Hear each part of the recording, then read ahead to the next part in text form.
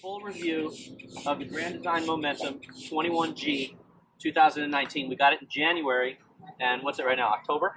Yeah. Okay.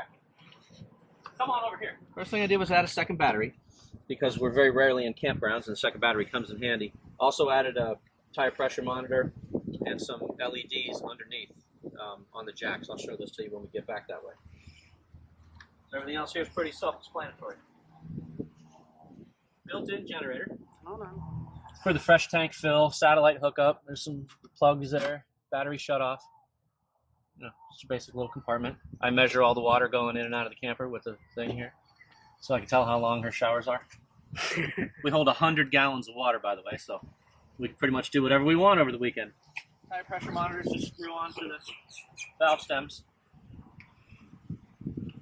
We got a little readout in the truck. Let us know what's going on here, because we blew a tire the first time out. Darn Westlakes. With Westlake tires.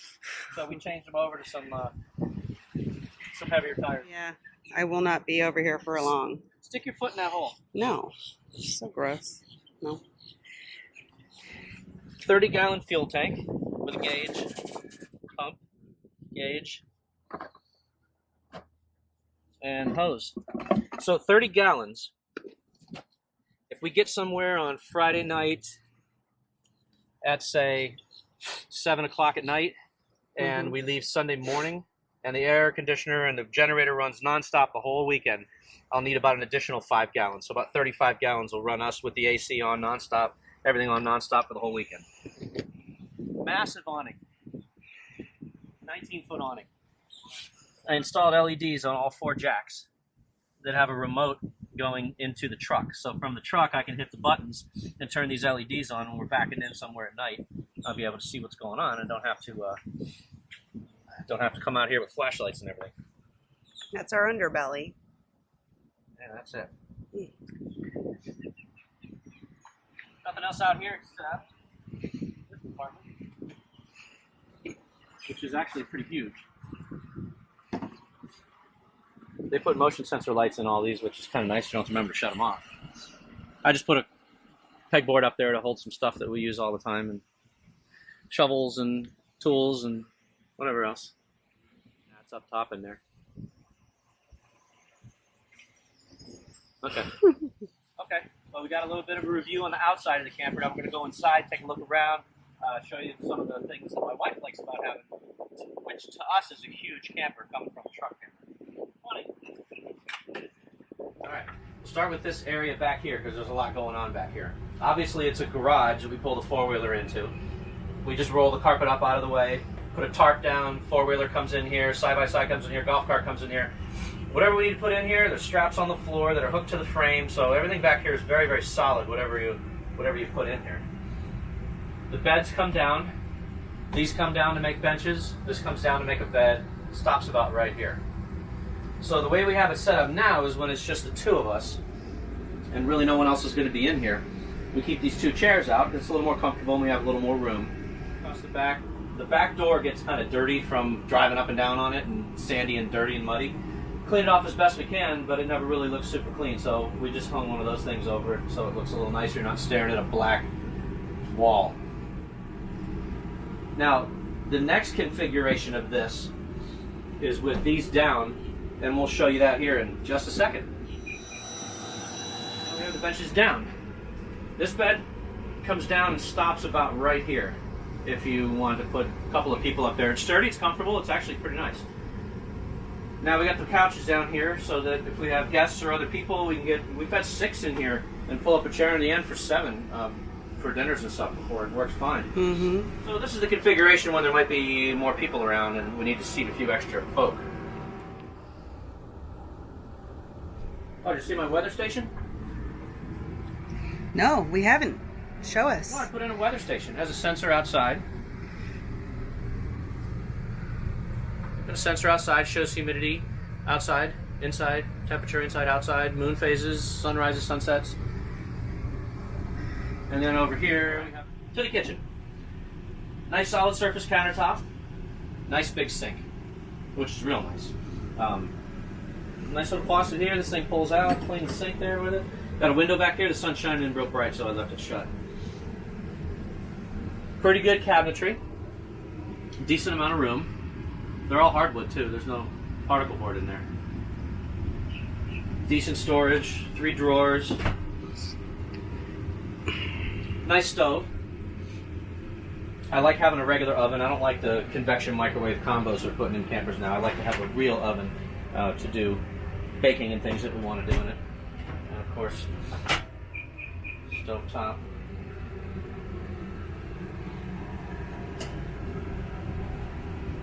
Pretty good sized fridge for a small camper.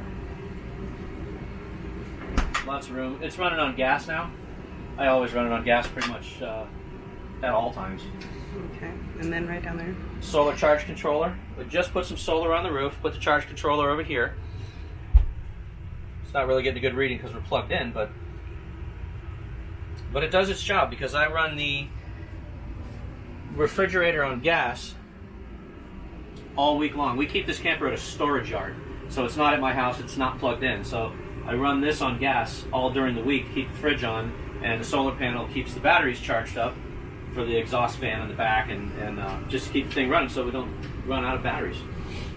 Nice little entertainment center they got here. We did have to have this replaced because it had a bad screen on it, so they just replaced that about a week or two ago. And a little place for DVD storage and things. The control panel up here, it's got a little bit of everything. There's a gauge for the gas, so we can see how much gas we got going. Some lights for outside. Water heater, gas or electric. That's the water pump. Awnings, slide out room, and onboard generator. Start and stop, and I'm reminding myself to change the oil another 100 hours at 250. And that's the controls for the bed in the back. And just some more stuff. I can fill a camper with stuff. Now I'm in the bathroom. Decent sized bathroom. We got a porcelain toilet, which is nice, with a foot flush. And there's plenty of room here. Do what you gotta do. Yeah, see, that's the toilet. Plenty of room, do what you gotta do.